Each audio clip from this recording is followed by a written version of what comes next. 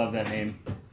Beefcake Doug. Doug is a world champion, a tag team champion with Nick Jackson, I believe.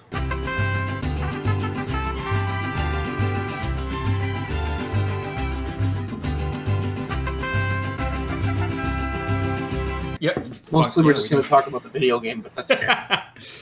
Okay. Well, I'm going to relinquish control of the video game talk to you because I have very little to say. Are we going? Are we on? Are we live? We're not. Are we hot? I mean, I'm recording. Hot mic? Hot mic?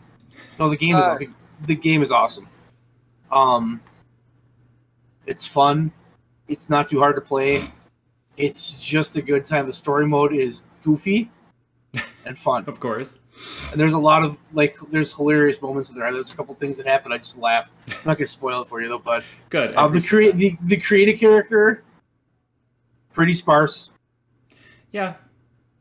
But it looks like you have to... It looks like you have to, win a lot of that stuff. No, you don't win much. You could see everything in the game. I'm assuming they're going to add more. Mm-hmm. So you have coins and you buy stuff. Mm-hmm. The creative characters, the entrances are so cool. You can trigger all the pyros on your entrance. Oh, that's cool. Which is cool. The gameplay, like I said, it is... I haven't played 2K in quite a while. Mm-hmm. Probably 2K 17 or 18 was the last one. And I just got tired of wrestling video games, so this is the first time in a long time I've had a wrestling video game. I had a good time with it. So, I'd recommend it. The last 2K that I did was the last one CM Punk was on. 17, I think? 16 or 17? Nope. 13. Nope. 13. 13. Oh, yeah. Yeah, you're right. Jesus. 10 years ago. But 10 years ago. And then you're an old woman. The last wrestling game I played was Fire Pro Wrestling World. Which was good. This game's good. This game's fun. I think there's going to be a lot of replayability. You get to pick what kind of person you are in the thing. You get to pick your personality type. Oh, okay. And the first time I did it, I just picked Orange Cassidy, and I did a press conference, mm-hmm. and everybody else said all this stuff, and then it just went to me, and it said Orange Cassidy. It just said thumbs up.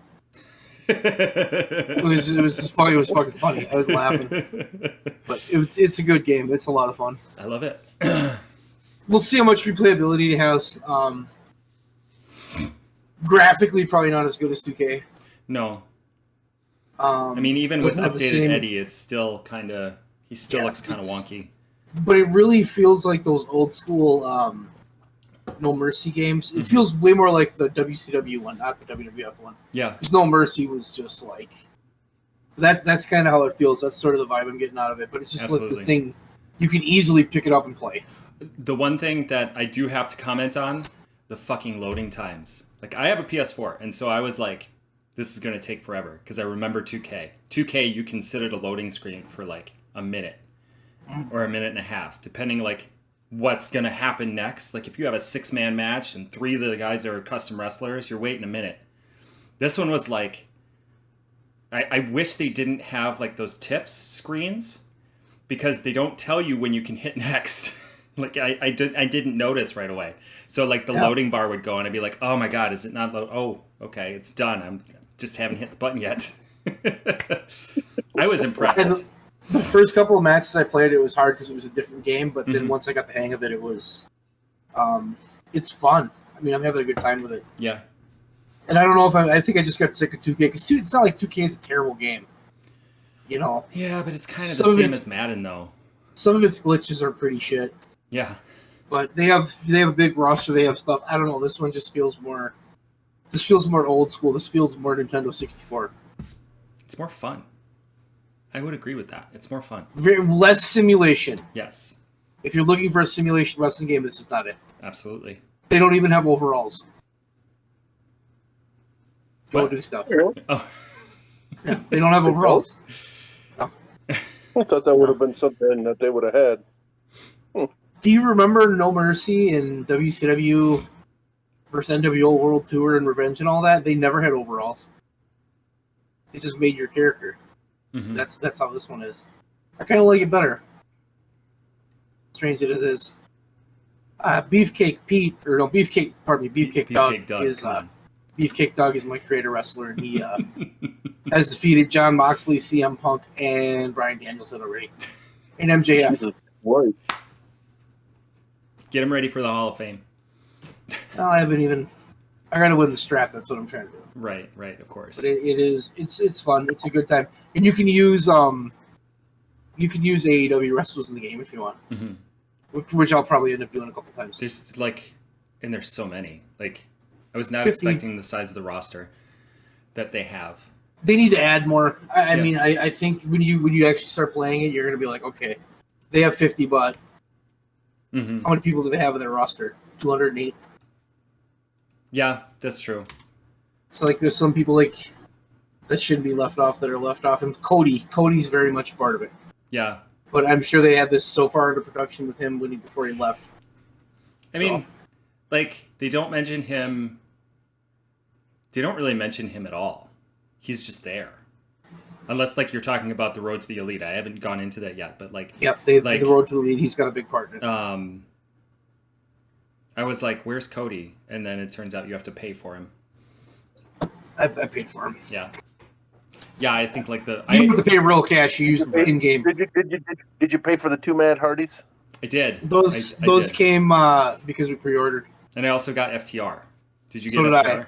I wasn't expecting that. And we get that's. Did you order the Elite? You had to order the Elite one, right? I did. Yeah. Yeah, we also get the Hookhausen pack. Some of the themes are wonky. Yeah. I don't know what the hell Orange Cassidy's theme is. It's pretty out there. And Jericho has his, Punk has his. The soundtrack of the game I love. I love the way they do the soundtrack too. It's good. We should stop talking about it though. We probably talk about it because we have 3 fucking shows to go over. Yeah. And give us an intro, bud. Yes. Hello, everybody. That's our cold open. That's our 10-minute cold open. Hello, everybody, and welcome. I am, as always, Bud Robinson. This is the BREWDCAST. With me tonight is Leon. Say hi, Leon. Hey, Leon. Leon's wearing a shirt that says Hug Bears. I do not recommend that. That's not what it says. Hug Dealer. That makes more sense. Okay. And then, of course, Town. Then he bites you in the fucking face. Favorite animal is the cat, as we all know. The feral house cat. Boo, cats, boo. It just dawned on me that you're wearing an orange Cassidy. I am wearing an Orange Cassidy shirt. I don't dislike cats. I dislike the way Leon talks about cats. Let's just be honest here. I have no issue with cats. Cats are fine. I had cats. I like cats, but the way Leon is with cats bothers me a little bit. So continue on. Okay. So we have 3 shows to go over tonight. Tell me how to fan. The first one is AEW Collision. Let's talk about Collision. I mean, we could talk about Rampage, but I didn't watch it, so. I didn't watch Rampage either. Collision was fine. I love that opening promo. Yes. Those interviews, that felt so throwback. This show feels like a weird throwback between, as you said, Attitude Era Raw, but also feels like 1989 WWF Saturday Night Main Event. Yes. But it's kind of got that mixed in with it. 100% it's fucking modernized. The show's different. It was great. I love that opening. I loved it. Mm-hmm. Yeah, I thought that was really cool. And then after that, we had the Darby and Stinger's partner reveal, which was Tetsuya Naito. I thought that was cool. Mm-hmm. They picked really well for that. Oh, the one thing that I loved about that was when Jericho was getting pissed off, and he hit the announce desk with Floyd, and Kevin Kelly is like, "Hey, knock it off," like an old grandpa.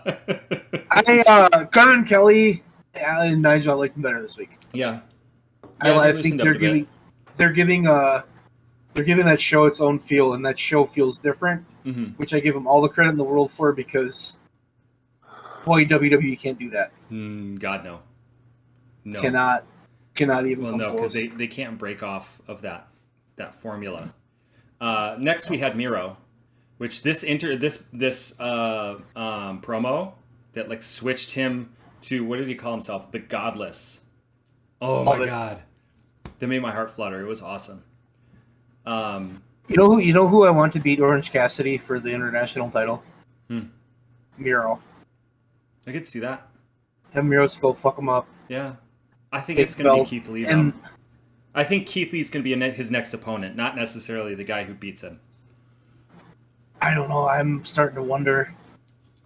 He's putting on good matches, and you can't ask for much more of that. Yeah. But you do have to be careful because you don't want to run it too long. I mean, they're not even close to that, but. But also, just like you do that for too long, and he's just going to get actually wrecked. Like, I don't know how much of this is work, but at some point, it's going to be not a work anymore. He's just going to be wrecked. So next we had Swerve Strickland versus Hiroshi Tanahashi. Does anybody know if Tanahashi is hurt? He seemed a little slow in this match and at Forbidden Door. He's always hurt. Yeah. He's always hurt. He looked. This match, I thought they were holding back a little bit. Yeah. And Tanahashi did not look. Yeah, his Forbidden Door match was much better. Like he was much quicker, but I think Could have been jet lag. Yeah. Could have been holding back. Could have been just trying to get a feel for the ring, which I'm sure was some of these guys had matches. I really think if someone isn't used to Swerve in his style, I think it kind of can throw some people off. That's also a very good point. His timing's a little bit different, just the way he does things, and it's not. I'm not saying it's bad. I'm just saying it's different, and I could definitely understand how it could throw people who haven't been in the ring with him before. Yeah, that's a great point. And he even had some issues with the ring, like the turnbuckles. And I don't know if that was a work or not, but like he was having some issues with that. I'm sure it's a different ring. Yeah, it is. And they talked about that at Forbidden Door. But I thought this was a good match.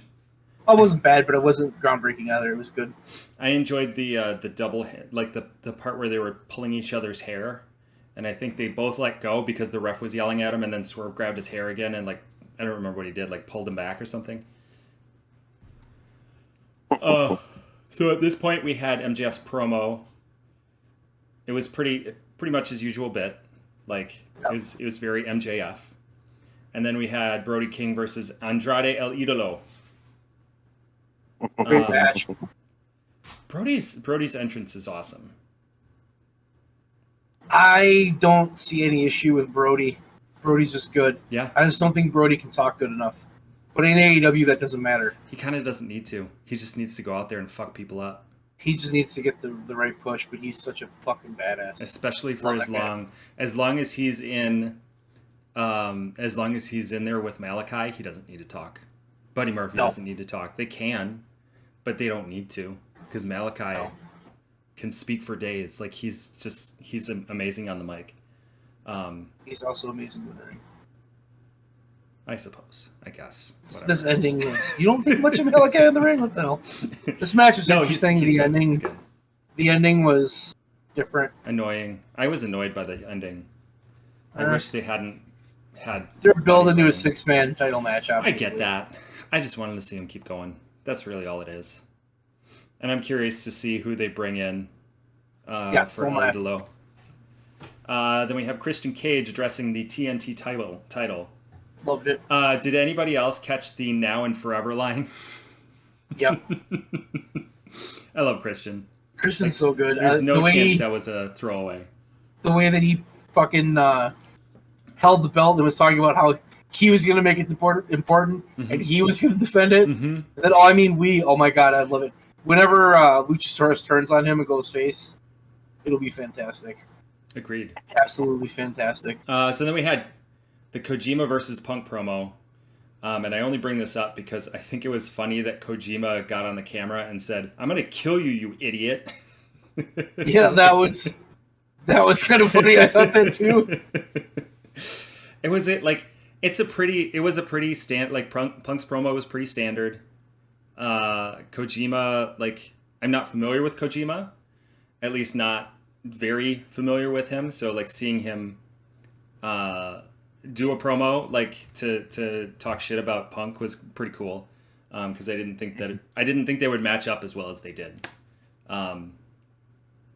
So then we had Nyla Rose versus Willow Nightingale. Willow won. This was an amazing match. I loved this match. I was very happy. I thought it was good. Yeah. I thought it was good. I think Eat the fuck out of each other. Yes. Willow's gonna get the rocket. Willow's gonna get the rocket strapped to her a little bit. I think, just because she won the belt because Sasha was hurt.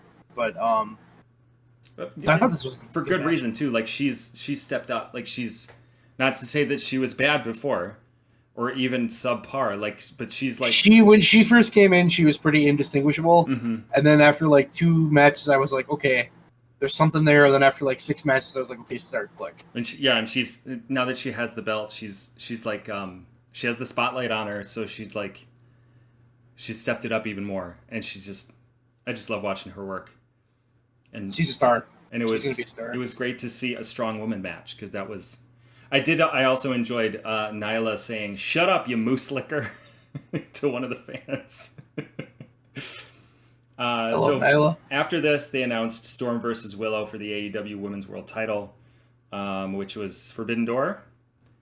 Scorpio. Makes old Townie over here wonder if we were gonna get Storm versus Mercedes. Ooh. I mean, that would have been cool. Yeah. We might have. Yeah. Then we had the Scorpio Sky is back promo. I'm very happy he's back. Thank God. Yeah. I've been missing him. Then Powerhouse Hobbs beat the ever-loving fuck out of Jeremy Prophet. Poor Jeremy. Not much to say about that. I love Powerhouse. Like, yeah. That guy got destroyed. He did. He really did. It was 1:37 seconds. And then we saw CM Punk, FTR, and Ricky Starks take on the Bullet Club Gold and the Guns. And I enjoyed this match. The response, the reaction that Punk got. And then his reaction to the reaction. Oh, he was fucking beaming. He was so happy. Chuckling the whole time. He's like, he was so happy. I could just I could hear in his head just going, Forbidden Door is going to be fun. And he had a blast at Forbidden Door. Yeah, he wants to be booed. He wants to be the bad guy. Being the bad guy is more fun. Absolutely. I think especially for him. I also loved I almost called him Orange Juice again. Juice Robinson with all his sleep talk. He's like, put him to sleep. He loves going to sleep. I fucking love Juice Robinson. I love the way he does his character. I love his promos. I love when he talks in the ring. He's so fucking amazing. He's so fucking amazing. He reminds me of Pillman, of old school Brian Pillman. When he went a little psycho, that's what he reminds me of. I was gonna say Mankind, but like more serious. But I think Brian Pillman makes more sense. Like absolutely, he's got that vibe. Is he gonna play the piano with some rats? Yes, absolutely. So that was that match. I was happy that the bad guys won. Yeah. Punk's team lost, which I think made sense to me. Yeah. Only the other team needed the win. Yeah.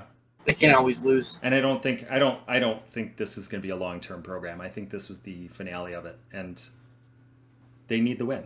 We might get one more thing out of it. Yeah, but I don't think it's going to be anytime soon. Maybe it will be. I don't know. I don't think Punk and Wade are done. I'm not booking the show. Oh no, absolutely not. That's not what I'm saying. So. I just think this particular program I think is done, and I think they'll pick it up later down the line. So then we have Forbidden Door, which was an incredible show. I just want to say that outright. I loved this show so much. Agreed. That's good professional wrestling right there. It was. And to your point, Town, Kevin Kelly, because this is Kevin Kelly's world, right? Like, he's the announcer for the NJPW. I sound like an old person. And he was with, I don't remember who his I don't remember his person's name, like the other person. Yeah, I know who you're talking about. I saw the guy, but I didn't know who he was. But like he was on fire. Like this was definitely the thing this was the thing that got him the job, right? Like his work in NJPW, and we got to see it, which was really cool. So the first match of the night, the first televised match, I think there was a match before this, but I didn't see it, was Chaos with El Desperado versus the Embassy, which was Khan, Toa Leona, Swerve, and Brian Cage. Leon, I'm a little mad at you. You did not tell me that Suzuki-gun disbanded. Oh, that's right. I did read that a while back. That they did like a big old fucking, what was it, like a big old, I want to say like a battle royal or something, and then just kind of agreed to go their separate ways. It was pretty. Sorry, I forgot to mention that. How dare you? My bad. How dare you? I read it in passing. I'm sorry. Okay, I forgive you. That was what I got from this match. Nothing else. I didn't pay attention to it. No, I'm just kidding. This was a good match. It was solid. There was a lot going on. Yeah, I think that's the thing. I mean, it's like it's you an have event, so many people in the ring, and a lot of them are high flyers. So you just get a lot of like people flying all over the place. Dives. Con Heroes. Con Heroes. I enjoyed Despy being the Orange Cassidy in the hug sandwich. And he didn't want to be there. No. That was the best part. It's like he was like depressed Orange Cassidy. He nailed it. He did. So the next match, so the Embassy won that. I didn't say anybody who won in the last one. That's okay. People can look it up. So the next match was Billy Starks versus Athena. Athena apparently has a 47 match win streak. Athena's kicking ass. Here's what I got out of this match. Billy Starks is 18 years old. Yeah. She just graduated high school, and she just fought essentially on a pay-per-view for the second largest wrestling company in the United States. Mm-hmm. And she looked green. Yeah. But boy, she didn't look that green. Yeah. Like, there was moments where stuff was just a little slower than it should have been. Mm-hmm. But that's nitpicking because everything she did was solid. Her selling was good. I was sitting there like, holy fuck, she's going to be a star. Yeah. She's really good. She's been going for a while. Doesn't matter. She's 18. Yeah. Like, she's 18. Yeah. She's a kid. I mean, 3 years from now, what's she going to be doing? You know, they got one there. Surprised that Vince didn't get a hold of her. When you say it like that, it sounds creepy. It usually is. Athena won this, of course. Yep. Good match, though. Closer than I thought it'd be. It was, yeah. And I think especially because she was doing so well and because they put in the time instead of just like making it a squash match, Billy Starks got a great rub from this, really even though she lost. I enjoyed the back and forth drop kick sequence where they just like they kept getting up and like drop kicking each other. That was cool. I didn't think there was any there was no part of this match I thought was bad. I thought this match was solid. Mm-hmm. Like I said, you saw her greenness here and there, but it was so. And Athena's really good. That's the other piece of that. Athena's really good. Yeah. So she kind of helped with that, but I thought this was better than the first match. I would agree. I was more interested in this one than the first match. So the first match of the actual this is still the pre-show. My bad. El Phantasmo versus Stu Grayson. Good match. It was fine. It was weird to see Stu Grayson with somebody else, but still wearing the same. It was weird to see him with this group called Righteous because they were all in white and he's like in black and dressed like a Viking. Yeah. Like why didn't he change his gear? But whatever. I'm nitpicking. It was a fine match. It was weird. I would agree with you. I feel bad for Stu because they don't know what to do with the Dark Order now. And I feel like he'll just be back in the Dark Order. Well, after tonight. After tonight, I think they know very well. Yeah, we'll see though. We'll see. Yeah, they've done this before, and then the Dark Order just kind of languishes. This was something different, though, I think. We'll get to it. So, El Phantasmo won that. Then we had LIJ with Shingo Takagi, Bushi, and Hiromu Takahashi versus the United Empire of Jeff Cobb, TJP, and Kyle Fletcher, who won the match. Why do I not remember this match? I don't know. It was a good match. Like, it was a strong match. I'm trying to remember this. Like, legitimately trying to remember this match. I can't. For the love of me, cannot remember it.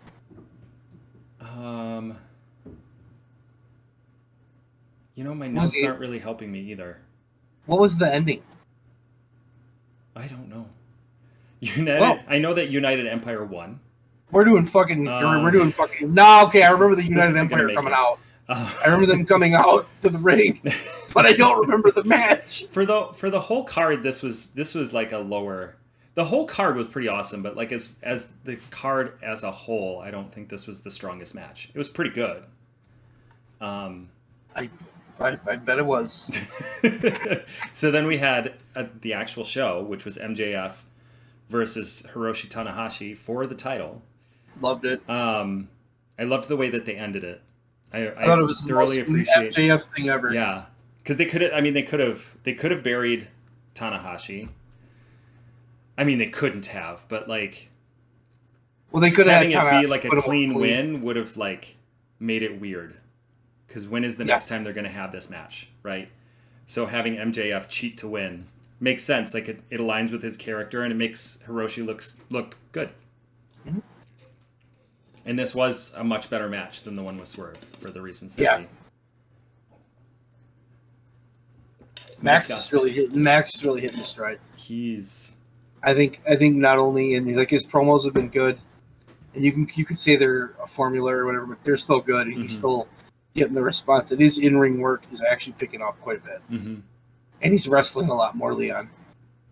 Yeah, A lot more. a lot more. Relative. You almost can't complain anymore, but you will. almost. Oh, I can. And Daddy, I shall. Leon is talented Please, that way. please don't call me daddy. The Billy Madison quote, motherfucker. I know, but Still. So next we had, I'm just going to roll right past. So next we had Satoshi Kamajima. Good Lord. Satoshi Kojima versus CM Punk. And I think, now, you guys would probably debate me on this, but I think that Toronto doesn't like Punk. Thoughts? my guesstimation is that it's going to be everywhere except for Chicago. Yeah. Yeah. And I think it's awesome. I hope he leans into it, and he leaned into it in this match. Oh God, yes. This Punk was fun. Not only that, he was having fun, and he looked comfortable. Mm-hmm. You know, his initial AEW run where he had to be such a baby face, he didn't always look comfortable. Mm-hmm. He looked really comfortable when he can just kind of be a dick. That's what he is. He's a dick. Yeah. We've talked about it before. I mean, like, he is just... He's going to next level his shit. And I still say if you get him in that feud with the Elite, that's license script money. It is. It's going to be good. I sort of expected Kenta to run in on this, but that did not happen. I thought it was really fun. It was pretty run of the mill. They got him on the show because they needed him on the show. Yeah. And they're focused on Samoa Joe for him right now. Yeah, I think you're right. Yeah. I enjoyed when Punk did the Hogan leg drop. That was funny. Loved it. I loved when he did the lariat bit. He was doing the lariats and he's like, Kojima, Kojima, Kojima, which is apparently a throwback to something he said in ROH like 100 years ago. Cool. I also like watching this match and the promo before as well.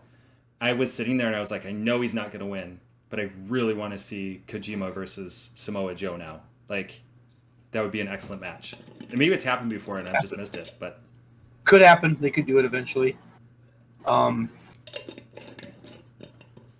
show like this benefits both sides. Like, nobody looked bad. Mm-hmm. So I imagine they're going to keep doing this. And it's good for New Japan because they're getting viewers over here. And they're getting shit tons of money. Like, there's no way they're not sharing profits on this. And this was the highest gate in AEW's history. Yep. Third highest. I think he said third highest. Until All next month. Fucking Wembley is going to be... Mm-hmm. Oh. That's my response. What was next? We'll talk about that after this. Yes. What was next? So the next was OC versus Zack Sabre Jr. versus Daniel Garcia versus Katsuyori Shibata. I I just like this was an amazing match, which I'm not surprised. Like these guys are incredible. The only thing I'm gonna say about it is this: Oh, I would much rather stop talking to the cat. I would much rather.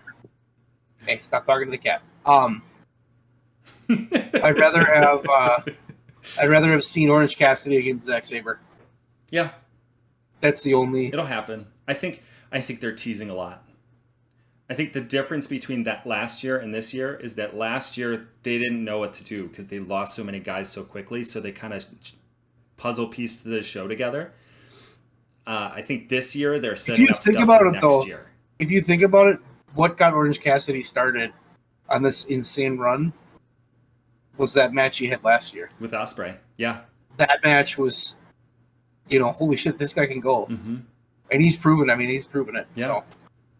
So, the ending is about on par with what I expected. Yeah. Dude's getting a pop. I mean, people love him. Yeah. And it's easy to see why. So, but it's. I think Wembley. I think he put somebody over at Wembley.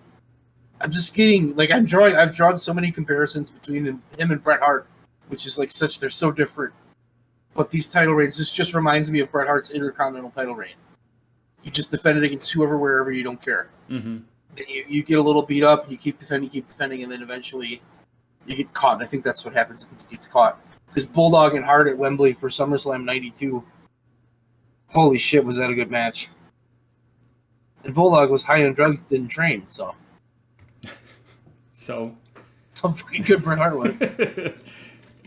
I'm just saying. I enjoyed the, this is a couple highlights for me, was the part where Garcia kept going back to the dance, and Shibata and Zack Sabre were getting annoyed with him because they would punch him and he'd go back to doing the dance, and then he would punch him again, so they started working together. That was fun.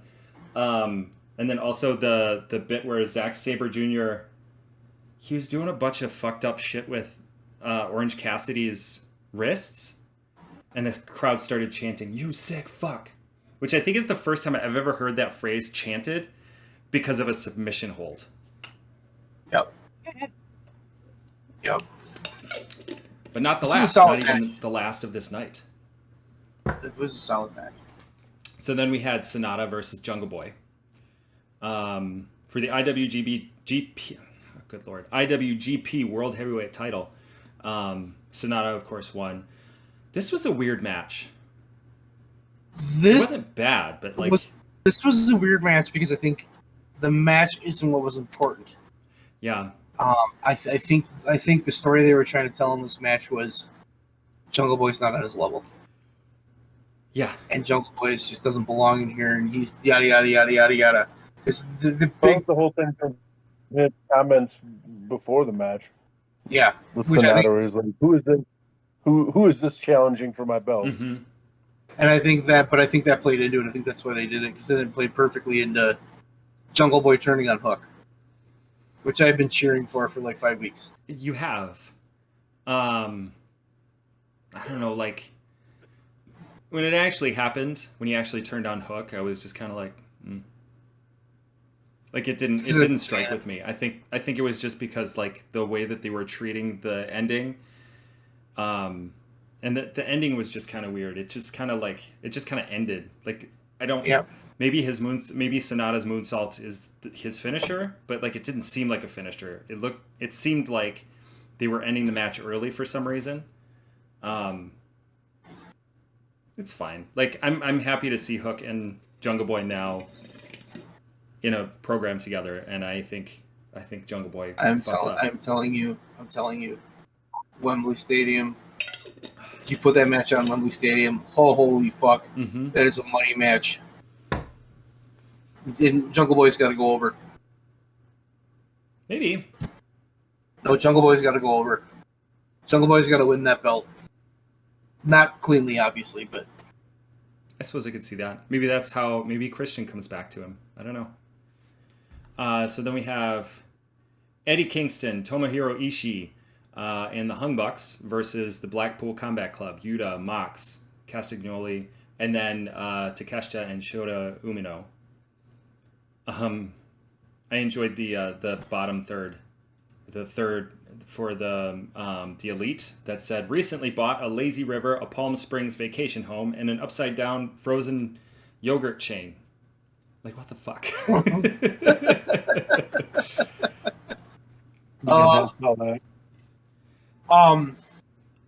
So before we get too far into this particular match, I want to bring up something that Bubba Ray Dudley said. And I don't often agree with him, but he said Kingston's your guy. Like he was speaking to like Tony Khan.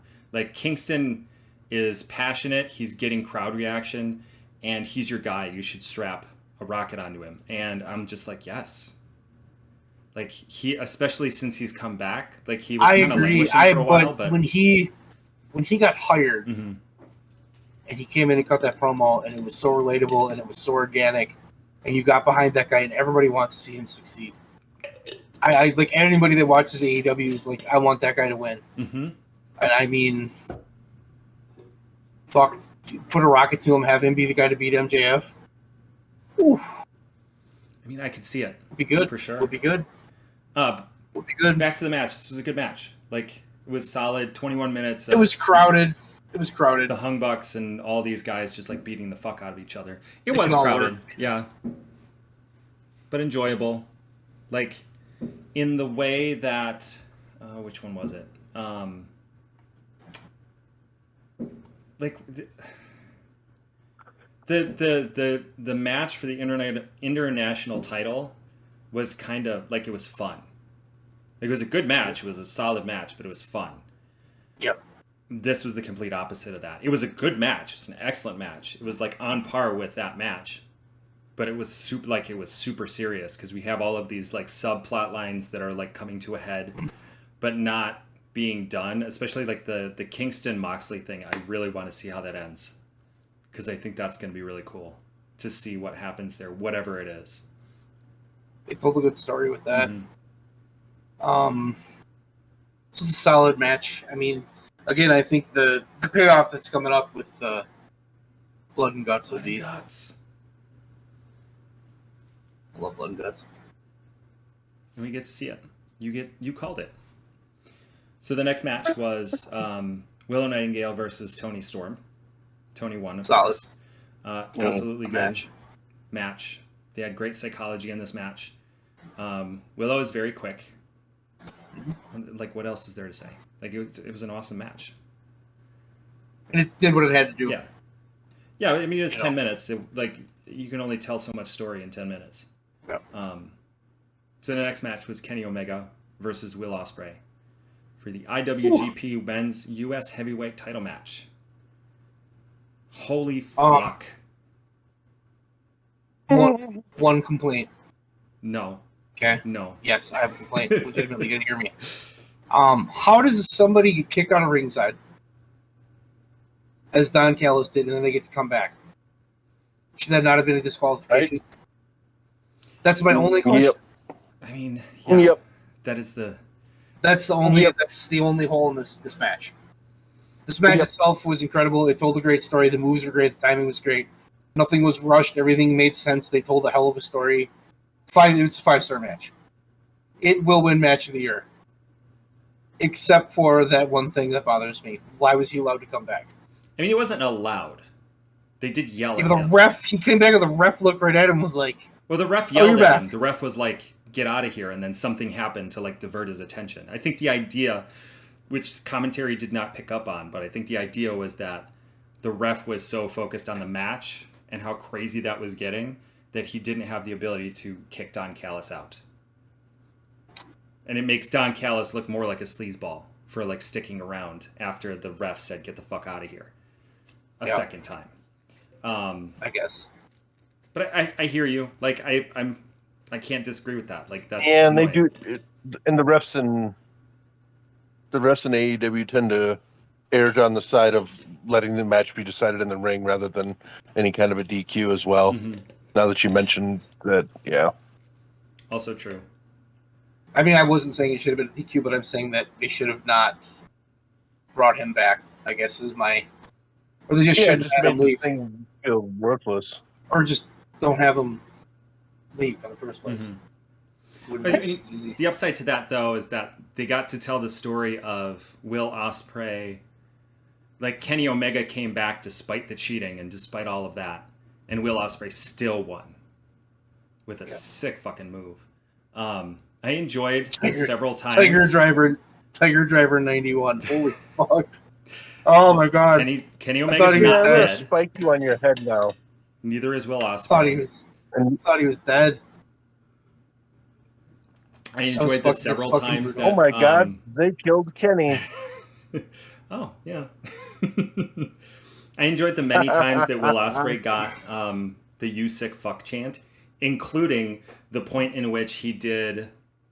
Oh, I think he did the sharpshooter, and then I think Kenny got out of it, and so he put on the crossface.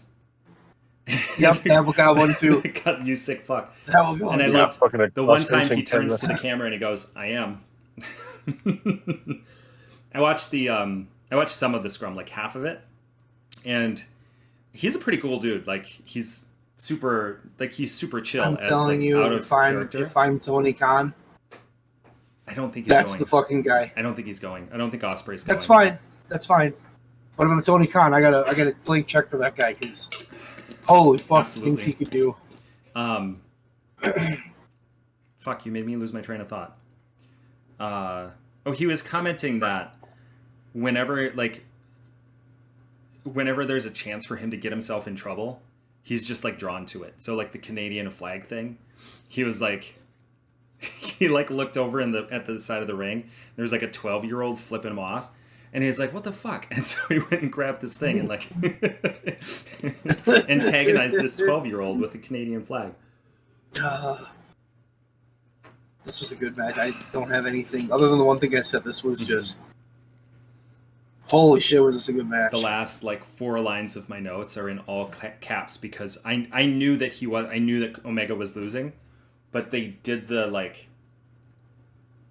that they like built it up so well that I was like, okay, he's definitely losing right now. Like the what did he do? He got a screwdriver to the head, the hidden blade, and I don't remember what his finisher is, Will Ospreay's finisher. And he picks up his leg, and I'm like, okay, this is it. And Kenny puts his fucking foot on the rope. I'm like, holy shit! They just told the story they told. It was incredible. So fucking amazing. It was so amazing. It just. I don't know what else to say. I really don't know what else to say. It makes my heart go. I gave this match 6 stars. Not that anybody cares. The next match was La Suzuki Gods versus Sting, Darby Allin, and Tetsuya Naito, which they won. This match was a little bit different from the previous one. It was. So I struggled with this, and I think essentially I think Tony Khan looked at Kenny Omega versus Will Ospreay, and then he looked at Bryan Danielson versus Kazuchika Okada, and he's like, we can't put those two next to each other. No, WWE would absolutely do that, and the whole fan base would just be like exhausted. And so like this was just sort of like goofy. I think that the fan base was still exhausted. Yeah. In the main event. Yeah. But I think they were more into it they were more into it than if they had run the 2 matches together. I think. Yeah, probably. This still was kind of a big deal because it was Sting and Jericho across from each other the first time. Yeah. So it wasn't like this was a down match. Oh, not at all. Like it wasn't a throwaway. But it was definitely a different feel, like you said. It wasn't WrestleMania 5 Hacksaw Jim Duggan against Bad News Brown. No, it wasn't. I don't know why I'm laughing. I don't get that reference. That was bad. Ended in a double DQ. Yeah. It's my favorite WrestleMania for reference. My one complaint about this was there was not enough Suzuki. Yeah. So the next match was Bryan Danielson. But is there ever really? It's true. Yeah, he should really just be in every match. I do kind of wonder if he's. I could be wrong, but I do kind of wonder if he's going to AEW. Considering like he broke up the stable, and a lot of those guys they're not even in I guess that's not true. I don't know what I'm trying to say. Like, I think the fact that they broke up the stable is interesting in that I wonder if Minoru Suzuki is just like planning on doing other things. And I think that's an option for him. From what I've read, he's always kind of been a freelancer. Mm-hmm. Other than his time in Pancrase, like he's never like had exclusive contracts with anywhere. Yeah. I might be incorrect in that, but that's the way I read it. Is he's always just kind of gone on like per date deals and that kind of thing. Never really exclusive. I'm a this company guy or this company guy. Mm-hmm. He just goes wherever. That's a good point. I feel like I've heard that Does before, his too. thing, beats people up, is murder grandpa, and then goes home. Well, and especially like Grandpa. it might just be that he's planning on spending more time in America, and then he's not going to be able to spend as much time in NJPW because he did a tour. What was it, last year? It might have been more recent than that, but I think around Forbidden Door he did a tour, and he made bank. Like he did really well. Yep. He had a lot of good matches in a bunch of different companies. Yep. Great for him. That's awesome. Not the E. So BD versus Kazuchika Okada for title of best in the world. We got to hear the final countdown. Oh my god, that was worth everything. According to so in the scrum they addressed this. So and annoyed. Fucking Flushing and hearing Europe playing. I'm like, God damn. It was awesome. Somebody, of course, asked that question if that's going to be his theme song, and Brian was like, you're going to have to ask Tony about that because they want like $1 gazillion per play. And then he said he didn't even ask. Well, I guess for it used to be a lot more, but I guess somebody just recently bought like Europe's rights to all their songs and everything. I read that, yeah. So the prices come down considerably, yeah. But it still was So- like six figures. Mm-hmm. Still was six For figures. one play? For Still? one play. Yeah. Before That it is- was like Wow. That's like unfortunate. 7 figures. Jesus So, Christ. That's absurd. But I mean, I guess get your money, get what you're worth, but good Hey. God. I wrote the final countdown. I matter. Okay. I think this match suffered a little bit because it had a different pacing than the Omega match did. And the Omega match was just off the charts. And on top of that, Brian fantastic. Danielson broke his fucking arm. He did. Yeah. He sure did. Like broke his and fucking then arm. and then he fought through it. Yep. Fucker. Dude's insane. Mm-hmm. Fucking insane. That I think Yeah. that hurt it. I think that hurt the ending. It was a little bit slower than I expected from those two, Mhm. especially towards the end. Like Okada's, once he gets rolling towards the end sequence of the match, it's usually absurd. But these two didn't go nearly. They never really kicked it into that next gear. Mhm. While I've no complaints about the match, it wasn't quite what I expected from them. That's all I'm saying Yeah. on that one. Yeah. Like I still really enjoyed it. I just expected those two to get to a holy fuck, what the hell is going on here type of thing. But you know, And Part of me thinks that this is not the last time those two fight. fucking better not be. no. I think they're just telling an early story. Plus, I think Brian, like I said, Brian breaking his arm It just sucks. fucked it up. Yeah. He still put on a hell of a match for that last 10 minutes, but Might keep him out of fucking Wembley. That like, This fucker will At the cast on scrum. and go. he said that their trainers were saying 6 to 8 weeks if it was a fracture. It was a pretty clean fracture though, so like it's probably going to be longer than that. 6 to 8 weeks would put him at about Wembley, but I don't know. We'll see. He also Put a commented. cast on it and go. I mean, he might. No, he said he's been wrestling a lot smarter. Now that he's older, he's like before he goes for like the big dramatic moves, like the Tiger Driver 91. He like goes to the doctor and says like they're doctors, and he's like, "Is this a good idea? Should I do this?" Like, and he usually listens to them. Wembley, man. I love listening to him at a scrum. Just as an aside, like, because he has this Smart. amazing ability to like, he's very smart. He knows the business. He gets the business. He's doing so much backstage for AEW, but he's also still very, very, very into wrestling. So like he talks about all of those aspects all at once. And the 2 times that I've seen him, he hasn't been in character. So it's just kind of like this like jarring experience of like he's very serious and then he jumps back to, you know, he's just like Bryan Danielson, like you would expect him at WWE, like sort of goofy.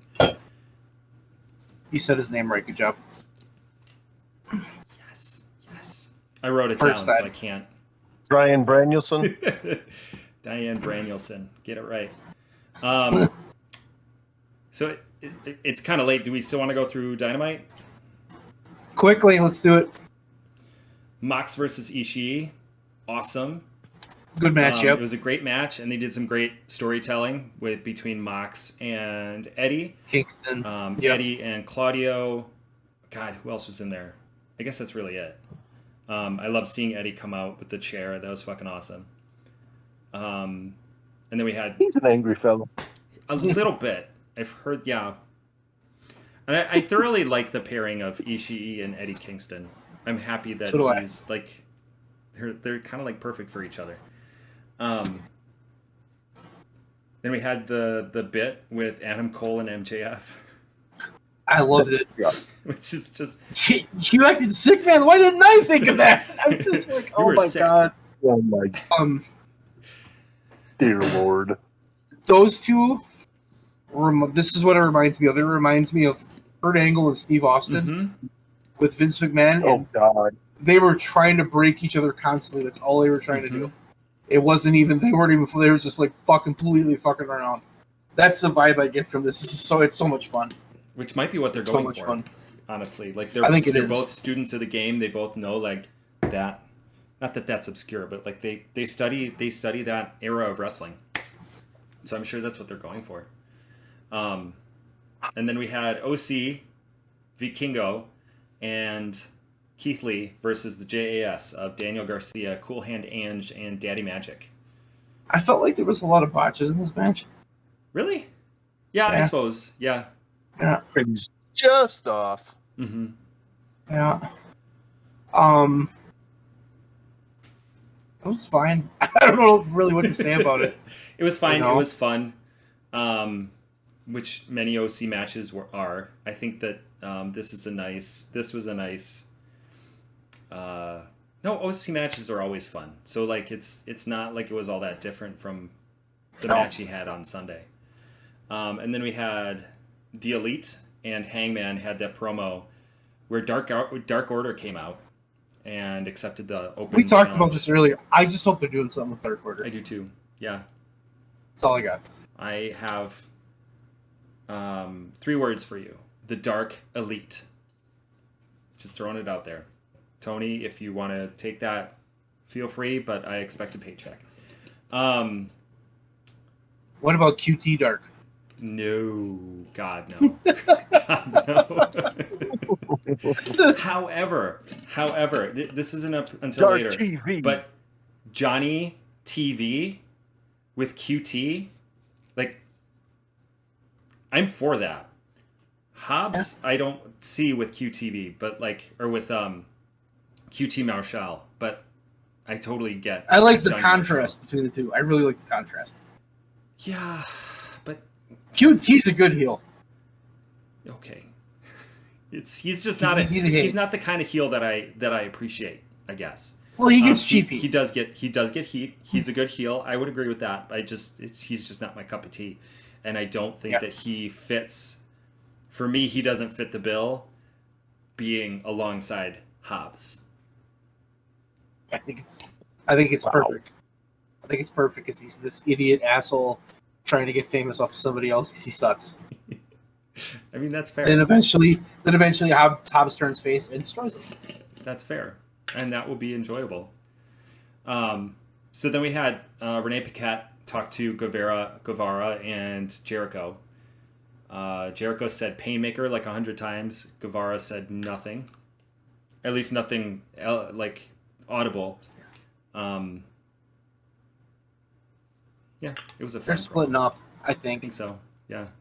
I think so. I mean, it might swerve it again, like they did with Daniel Garcia, but The only thing is that Sammy, people like Sammy again. yeah, They got mad at him when he started dating Ty, they sure did. and now they don't care anymore. So because he got her pregnant, I guess. I Well, don't. she's not on screen, so like those two together there was just something about them. There was a quality that just everybody fucking hated. I thought Which, yeah, I mean, they were very hateable Yeah. and annoying. With all the making And out now stuff. she's not there. Yeah, now she's not there, and plus the whole he's going to be a daddy thing. I mean, That's true.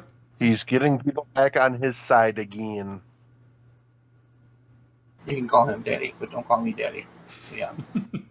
Daddy Guevara. Oh, I can, and daddy, I shall. So next, we had Dark Order versus Hangman and the Young Bucks, or the Hung I Bucks. enjoyed this match. Yeah. Thought it was fun. The Dark Order I like really the story strong in they this match. told. I like the story they told with Hangman not wanting to fight him, and then eventually he does. Mhm.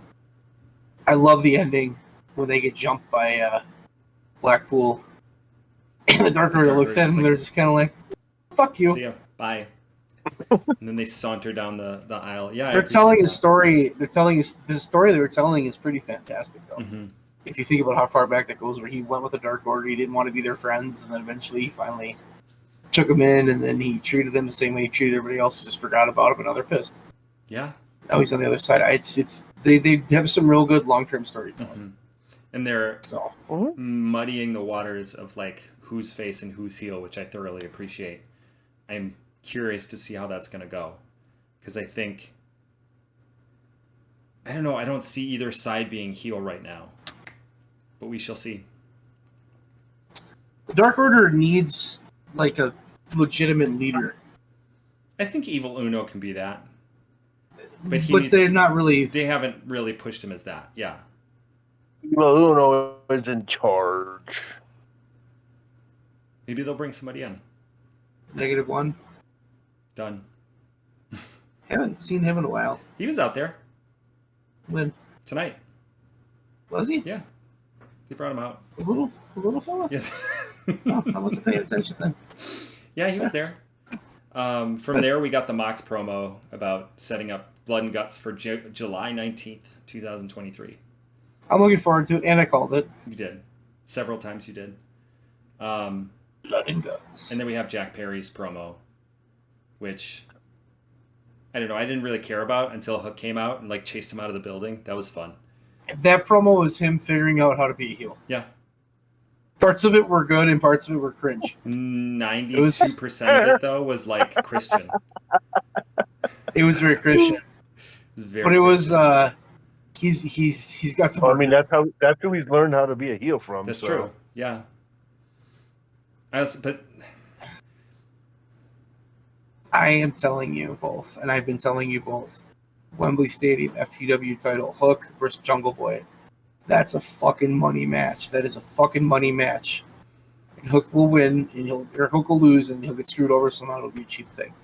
And Jungle Boy has the FTW belt. That's from Taz's family and all that crap. And he gets to be a dick about it and like not defend it and just do it. It's going to be good. Then eventually Hook beats him and gets that big win, and then it's just whew. yeah, I'm there for that. That's like Rock Austin in '97 when those two were feuding over the IC belt. They were on their way up. We'll see. I'm not seeing. We're that. not obviously. I'm not seeing that. We're not. But We're not obviously there yet. Yeah. But this feud will be. This one has a potential to be really good. I just think Hook in particular, I think in a lot of ways is there, and Jack Perry is great in the ring, but he's still figuring out his promos. Yeah, I don't know if Hook's there. We don't even know what Hook's promos are.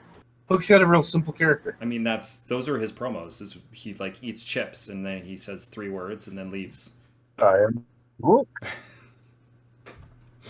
I want to see him have a feud with Orange Cassidy. I want to see the promos for that. It'd be like one of those like the Press like the boxing press style conference. ones. Yeah, the press Yeah, conference. it's like where, a press Tony conference Khan, one. and then Hook is over here and Orange Cassidy's over here, and they just look at each other and like, I don't know. What do you want to do? Fucking Orange Cassidy's asleep. So Hook, you won the match last week, which means you get to pick what the match is. What do you think? I don't know. Whatever. And then he just gets up and goes. Orange Cassidy just keeps sleeping. I mean, that would be. I'm there for it. This is the type of feud I think where you take two young guys that are kind of on their way up, and put them out there, and you let them go and you let them learn together. Yeah. You know, because this could be 5 years from now. This could main event one of their biggest pay-per-views. It could be that. That's what it could be. I mean, Jungle Boy needs to find that next level of his personality and promo, which he has. He's just got to find a way to bring it out. Yeah. So I would agree. There was a lot of cringe tonight. The promo had a lot of cringe, but at the end, it did I'm what still it needed banging the hottest bitch in this Bitch place. in here. Yeah, that was just kind of like. Why did you say that, Jack? He didn't want to say it. Or the thing in. He did not want to fucking say it. Somebody fed him that line and told him to say it to get heat, and you could tell he was not all in on that. I think you're right. I just like.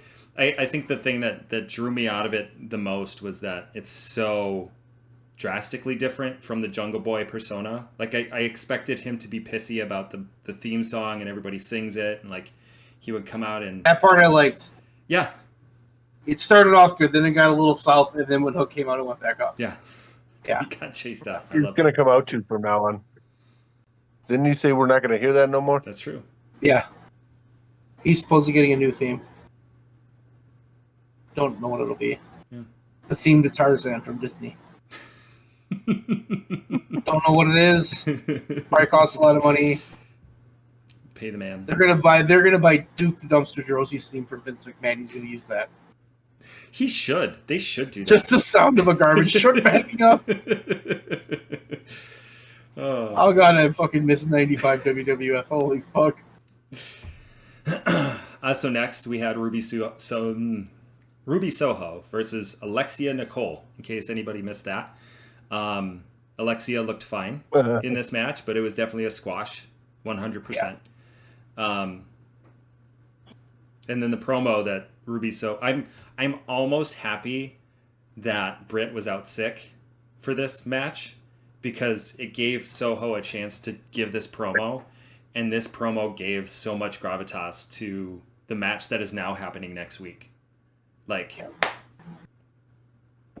was a great promo. The more mic work Soho gets, the better. I think that's just the way it is. I thought this was great. Yeah. And then we had the QTV Johnny TV promo.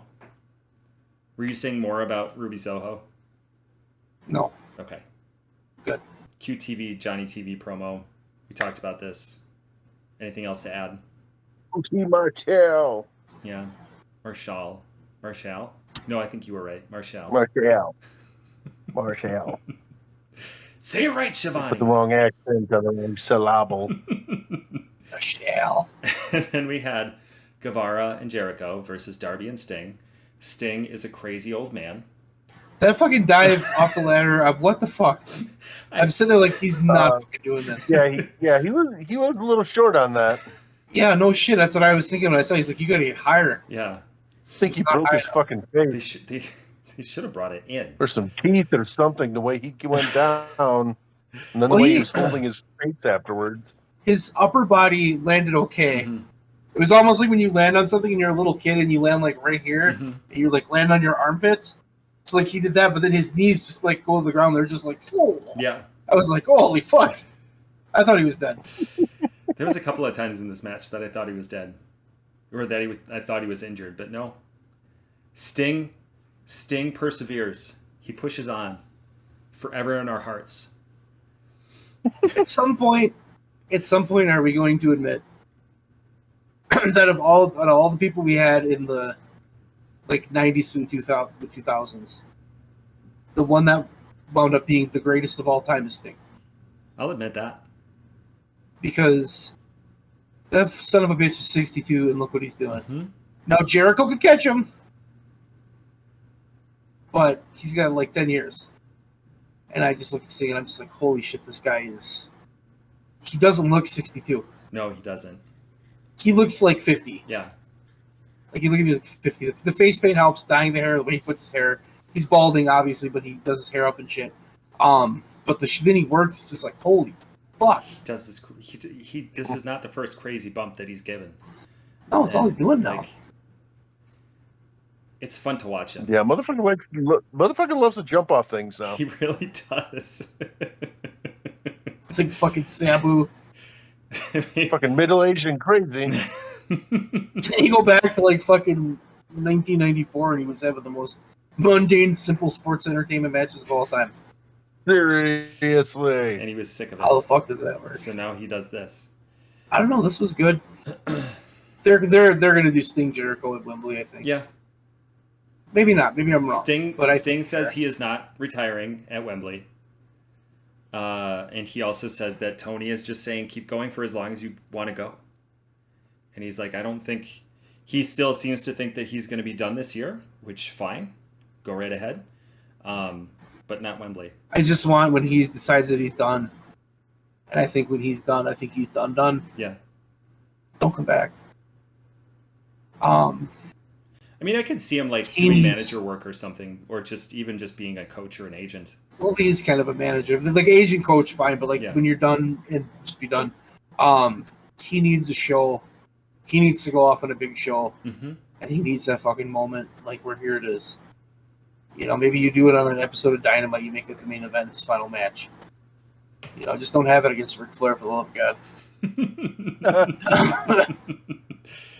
Ric Flair versus Sting versus Terry Funk versus the Great Muta. Why not? They can all have another retirement match. Can you name the first Nitro? Can you name what the main event was? I'm going to say Sting versus Flair. Can you name what the last main event ever was on Nitro? That was Sting versus Flair. Yeah. And one of those guys is still going. Blows my mind that Nitro was only on the air for like 6 years. Yeah, it wasn't that long. Because it felt like 20. Yeah. That whole time 83 period, weeks. Yeah. That whole time period seemed to have gone by fast. I remember watching WCW, and like their big moments never felt as big as the WWF moments. Like WWF had like the feel and the imagery and the glamour and all that, the glitz. And WCW never had that. What they did for the one moment, like in the beginning of the NWO, I think, in the beginning of the NWO, they had a few moments that were like big. All these fans here could stick it, brother. Yeah, like seeing Hogan turn, that was huge. That was like a monumental turn.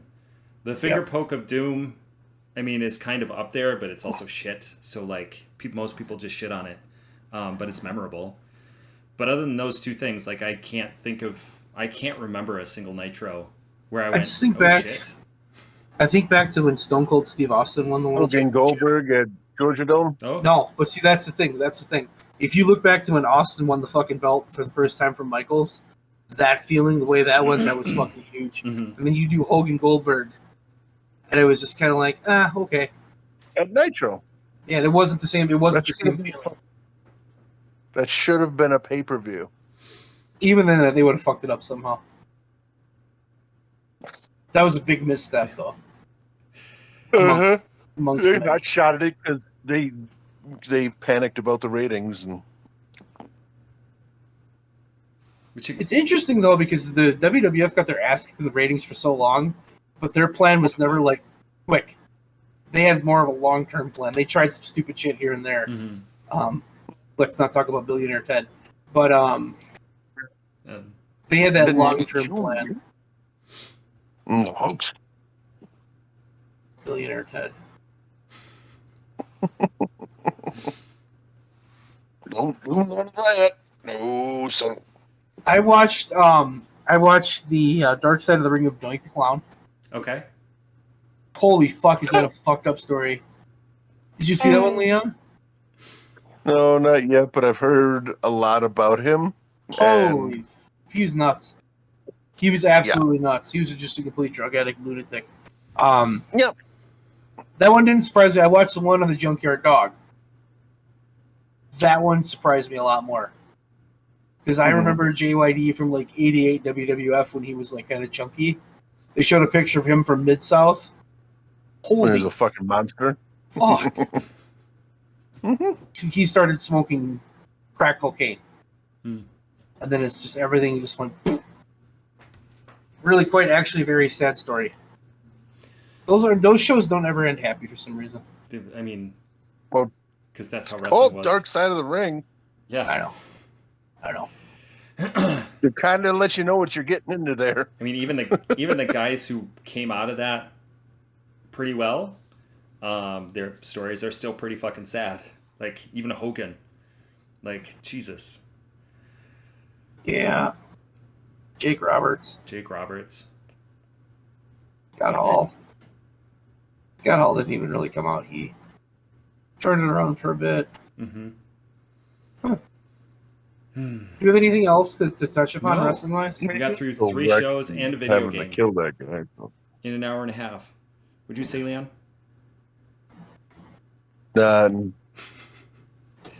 He's mumbling. Of course. Mumbling, babbling about Scoot Hall. Want to talk about the WWE and how great it is and how Vince McMahon doesn't fuck anything up.